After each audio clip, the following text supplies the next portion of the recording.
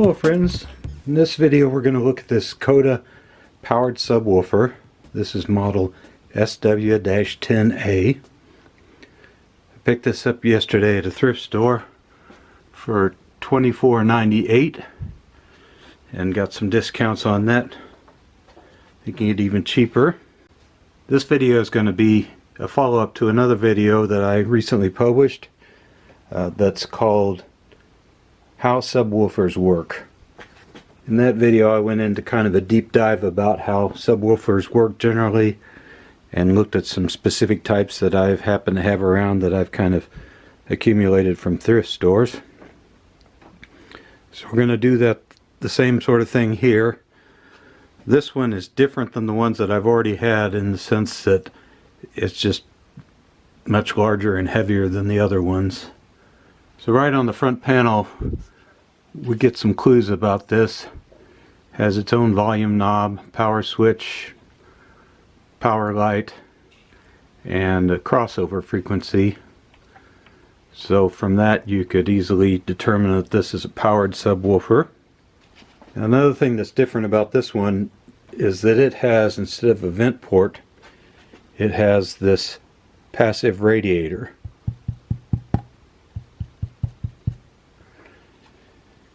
And in speaker design, a passive radiator is an element like this that looks kind of like a speaker, but you can see that it's springy on here, and in particular the driver element pushes air against the back of this that moves the front, but it doesn't have its own electrical drive on this whatsoever. So if you took this off, you would see no electronics behind it as part of this element. So what you're seeing right here on the face of this is what it is. So here I've got it tilted up on edge. See rubber feet on the bottom and a flat plate.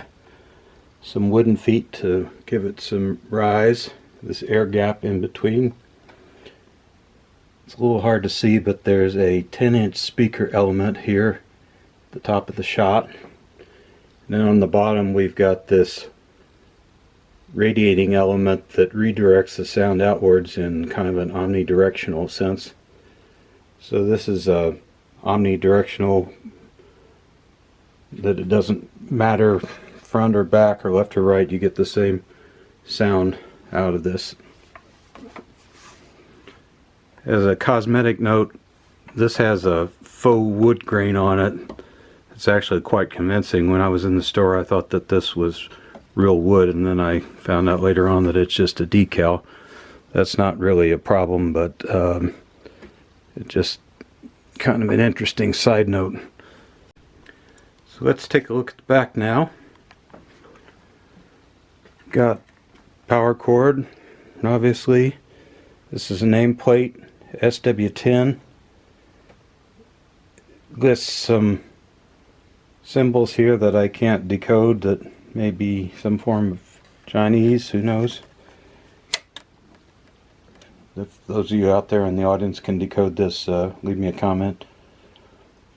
But looking at the numbers, we've got what appears to be the model number, SW10, 50 watts, 100 watts, 200 millivolts, 35 hertz to 150 hertz.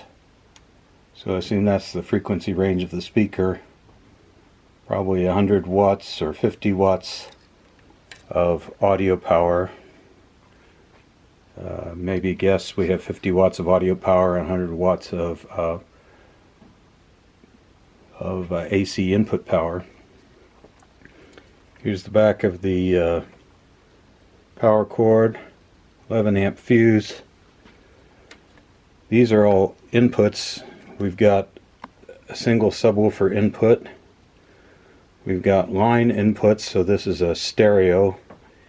You could tap this off of the line output or monitor output of an amplifier.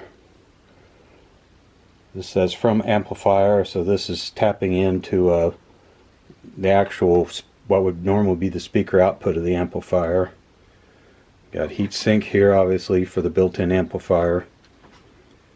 And then we've got this switch, they call it phase, NOR, and reverse. and I think nor means normal, and then reverse is reverse, of course, which is the reverse of normal.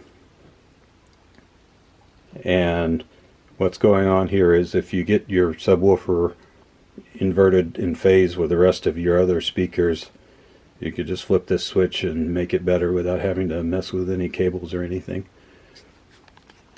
So that's kind of a deluxe feature. So basically we've got connections on the back, heatsink, power, and on the front a few more controls and just this one control here. So I haven't plugged this in. I don't know if it works, but that's what we're going to do next. Got it plugged into my watt meter here. Turn that on. The speaker itself is still off. 121 volts, not unexpected, and 1.5 watts. So this has a little tiny bit of power usage even when it's not turned on. So I've got it set to minimum voltage, and we're going to turn it on. What we're expecting here is to see the little green light go. Okay, that's good. Didn't hear any sounds come out of it. Going to check the line input for voltage to make sure that there's no sort of leakage coming out the back. Before I look at the back, we'll check the power again. It's about 11 watts with it turned on, but no signal going through it. This time I'm going to turn it on and watch the watt meter live. So we got 1.5 watts now. Kind of surges up to 25 and then back down to 11. So that's probably the internal capacitors charging up. That's you know, not really a good or bad sign particularly. Maybe a little bit of a good sign for normal operation. Got my voltmeter set on AC settings. Just going to check out the what should be inputs that have 0 volts on them.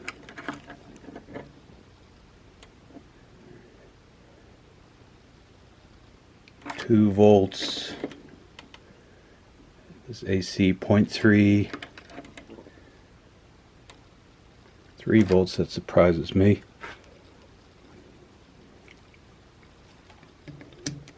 Let's flip our phase switch here and see if that changes. It's about 3, about 2 there. So we'll go to DC. It's probably the better indication if something's wrong. About 0 volts there.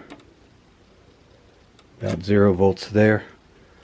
So I think that's good. Now, this is just to make sure that my AV receiver that has the subwoofer output doesn't get torched.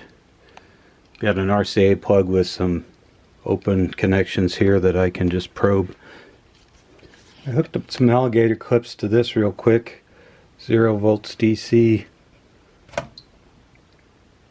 0 volts AC.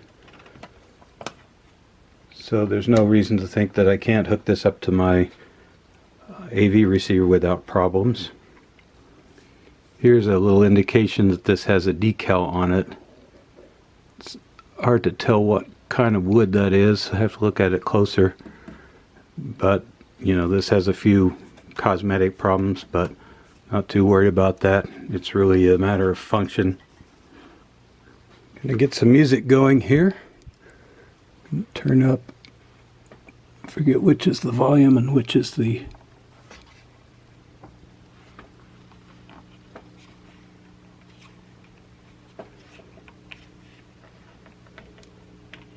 This seems to be the volume. I'm hearing a little hum come out of it. Okay, I've got this running with just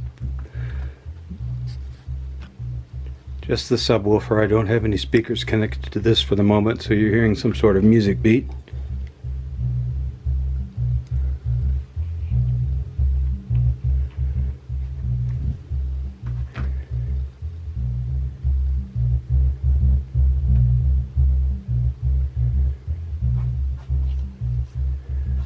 Okay, so there's no reason to believe we have any problems. Power here has gone to 12 watts. We're not pushing this very hard.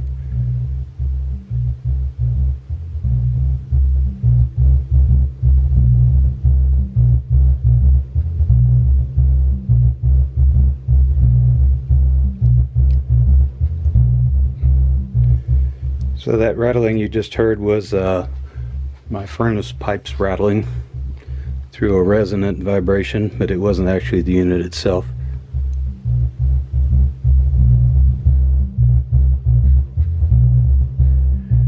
Okay, well, it looks like we have a winner here. So I think we'll leave it at that for this video. I'll test all the other inputs separately and we'll call it good. So thanks for watching, and bye-bye.